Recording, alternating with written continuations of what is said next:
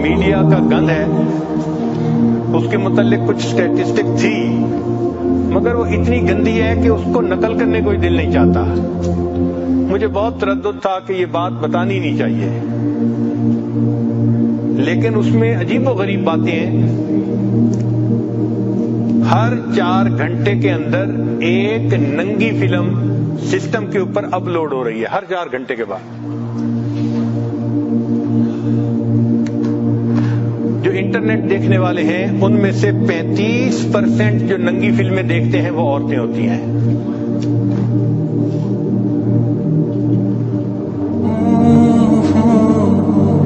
ہر روز جو ای میل لکھی جاتی ہیں ان میں سے 2.5 بلین ای میل جو ہوتی ہیں وہ سیکس سے متعلق ہوتی ہیں۔ 2.5 بلین ڈیلی ای میل وہ سیکس سے متعلق ہوتی ہیں۔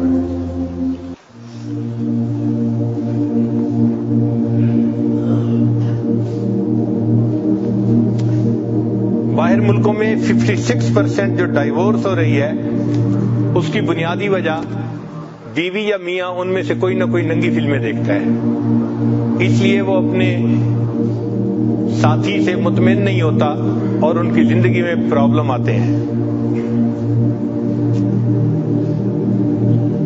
3 سٹیجز ہیں، یہ ذرا سمجھنے والی بات ہے کہ عام طور پہ ہر نوجوان سمجھتا ہے کہ یہ ننگی فلمیں بری چیز ہے، مگر اس کا عادی بنا دیا جاتا ہے، ایڈکشن اس کی ہو جاتی ہے۔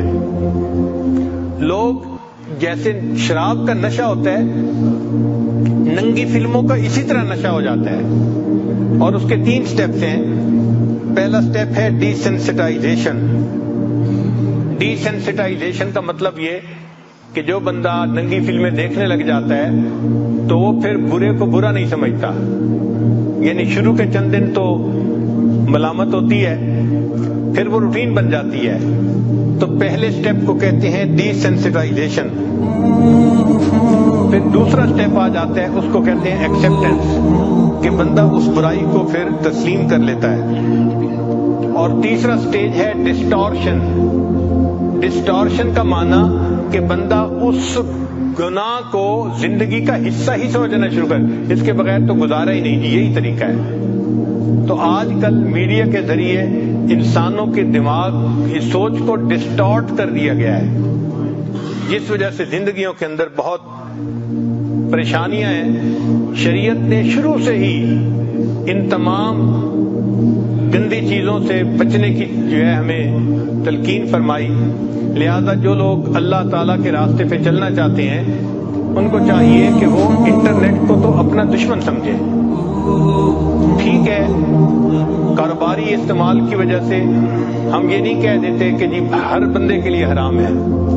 ٹھیک ہے، جو کاروبار کے لیے استعمال کرتے ہیں تو جائز کام کے لیے جائز ہے، ناجائز کام کے لیے ناجائز ہے، مگر اکثر و بیشتر اس کا ناجائز استعمال ہی ہو رہا ہوتا ہے۔ اس سے بچنے کی کوشش کریں۔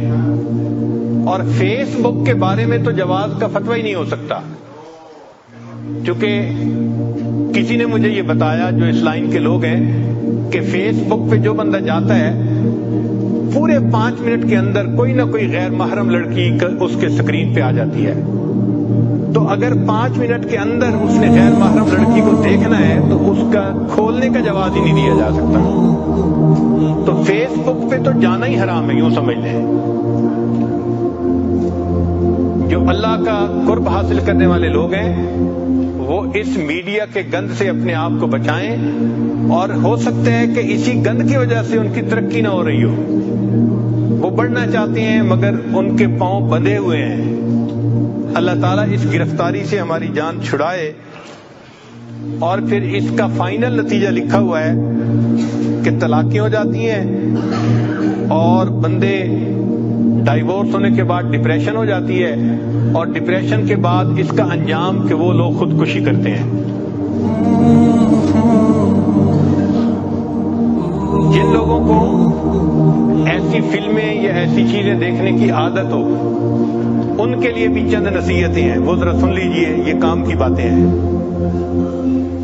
کہ وہ بندہ اپنی ول پاور کو بڑھائے۔ سب سے پہلا کام ڈٹرمنیشن پاور، ول پاور، چونکہ ول پاور مضبوط ہوگی تو انسان انٹرنیٹ پہ تو کام کرے گا مگر گندی ویب سائٹ پہ نہیں جائے گا، اور اگر ول پاور کمزور ہوگی تو پھر خود بخود اس طرف کھنچ جائے گا۔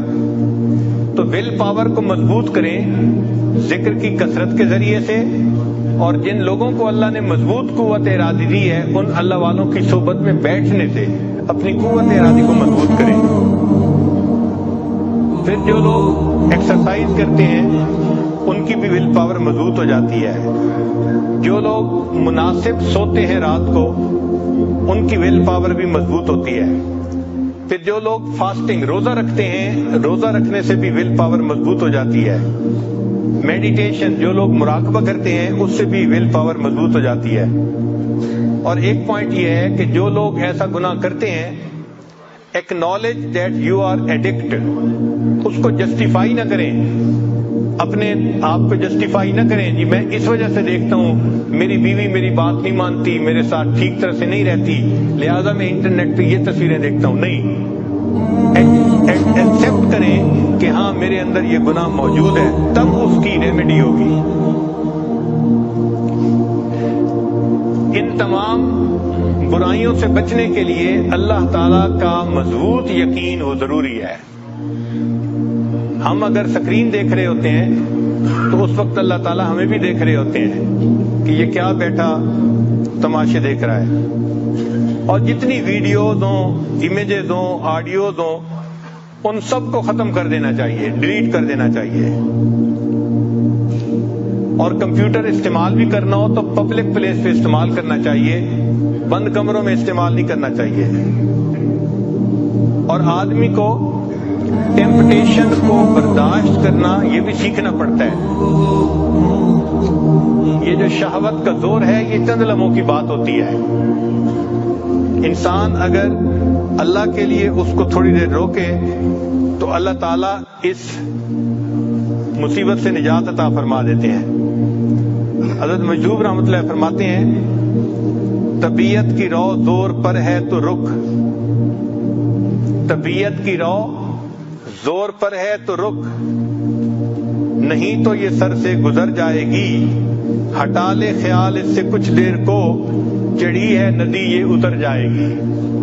تھوڑی دیر کے لیے انسان گناہوں سے اپنا ذہن ہٹا لے، یہ سیلاب جو چڑھ جاتا ہے نا یہ اتر بھی جاتا ہے، یہ ختم ہو جاتی ہے۔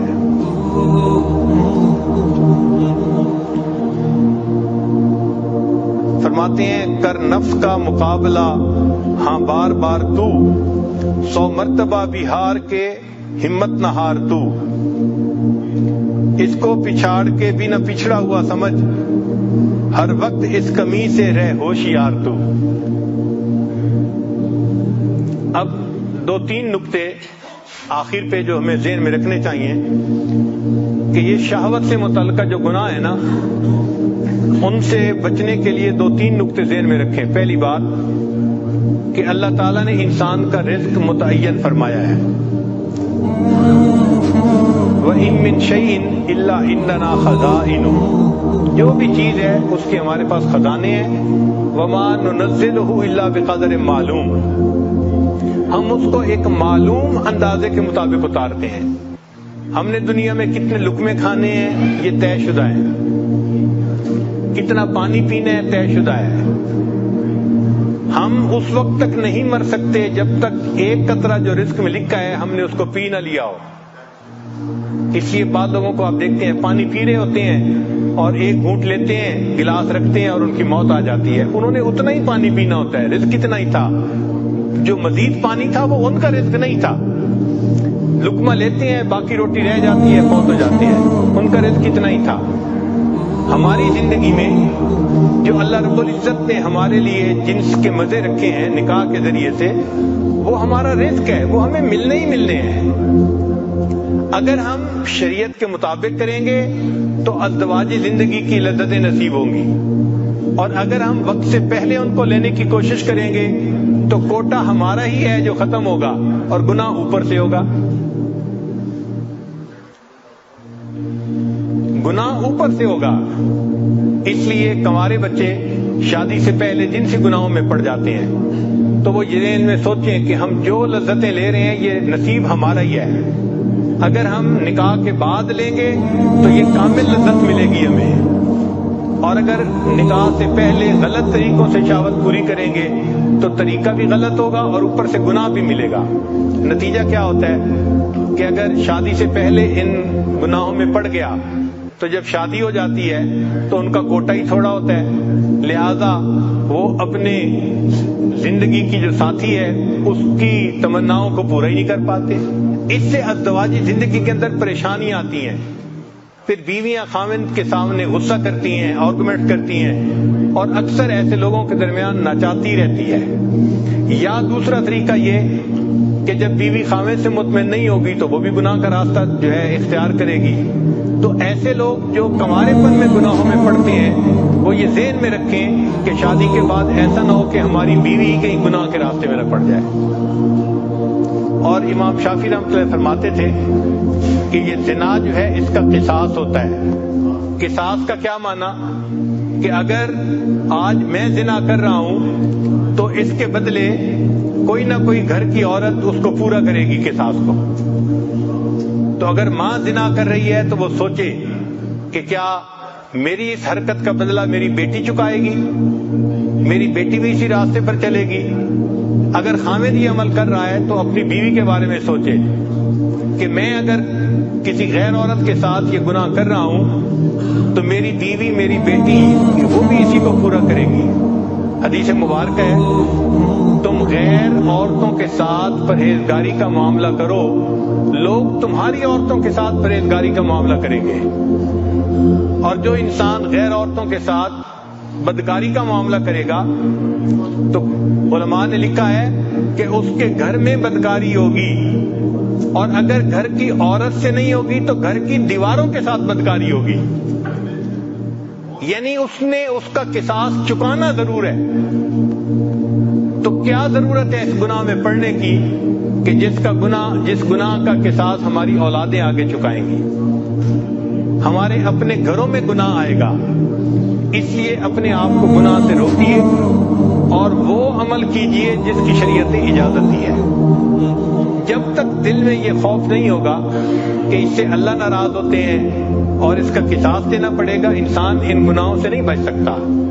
چنانچہ یہ 2-3 باتیں ذہن میں رکھیں کہ جو کچھ ہوتا ہے وہ ہمارا ہی رزق ہوتا ہے، ہم اس کو خلاف شرع طریقے سے کیوں حاصل کریں؟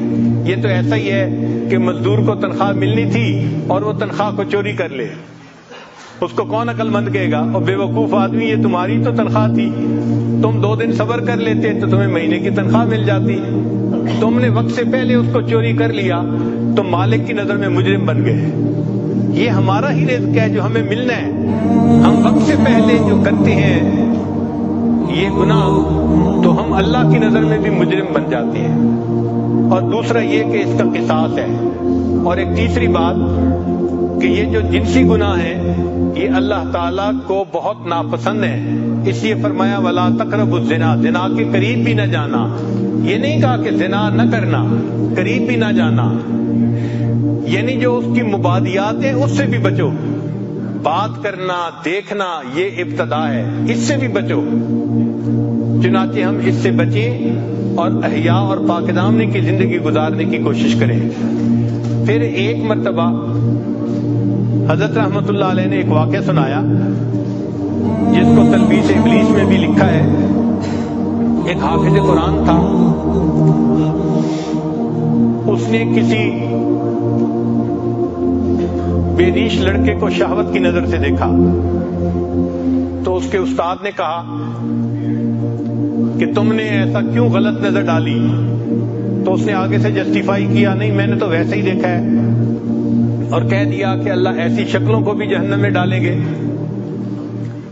تو حضرت رحمت اللہ نے فرمایا کہ وہ حافظ قرآن تھا، اس ایک نظر ڈالنے کی وجہ سے 20 سال کے بعد قرآن پاک ہی بھول گیا۔ تو جب یہ بیان میں واقعہ سنا تو مجھے بہت پریشانی ہوئی۔ بعد میں کھانے پہ حضرت نے اپنے ہاں بلایا تو میں نے حضرت سے عرض کیا کہ حضرت میں کم علم ہوں، کم سمجھ ہوں، مجھے کچھ باتیں سمجھ میں نہیں آتی، آپ اجازت دیں تو میں آپ سے پوچھ لوں؟ فرمایا پوچھو۔ میں نے کہا کہ حضرت ایک بندے نے ایک مرتبہ بدنظری کی اتنی بڑی سزا کہ قرآن پاک کو ہی سینے سے نکال لیا گیا؟ تو حضرت نے فرمایا ہاں، وہ اس لیے کہ یہ اللہ تعالیٰ کی غیرت کا معاملہ ہے۔ میں نے پوچھا حضرت کیا مانا؟ تو فرمایا کہ نبی الاسلام نے فرمایا کہ انا اغیر الناس، میں انسانوں میں سب سے زیادہ غیور ہوں، واللہ اغیر منی، اللہ مجھ سے بھی زیادہ غیور ہے۔ تو اللہ غیرت کرتے ہیں کہ ایک بندہ مجھ سے محبت کرنے کے بجائے غیر سے محبت کا اظہار کر رہا ہے، یہ اللہ کی غیرت کا معاملہ ہے۔ اور جہاں غیرت کا معاملہ آ جاتا ہے وہاں اللہ تعالیٰ ایمان سے بھی محروم کر دیں تو یہ بھی ممکن ہے۔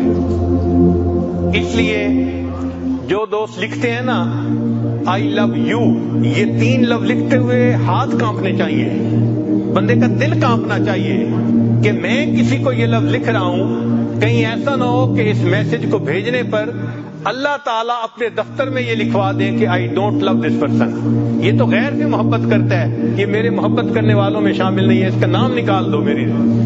تو کہیں اللہ کے دفتروں سے ہمارا نام ہی نہ نکال دیا جائے، ایسے الفاظ مت کہیں کسی کو، اس کو کہیں جہاں شریعت نے اجازت دی ہے، اس کے علاوہ نہیں۔ تو یہ اللہ تعالیٰ کی غیرت کا معاملہ ہے، اس لیے ایسے گناہوں سے بچنا اور اللہ تعالیٰ سے معافی مانگنا یہ ہمارے اوپر لازم ہے۔ اللہ تعالیٰ ہمیں شہوت کے گناہوں سے محفوظ فرمائے اور ہمیں اپنے نفس پر غالب آنے کی توفیق عطا فرمائے۔ وآخر دعوانا ان الحمد للہ رب العالمین۔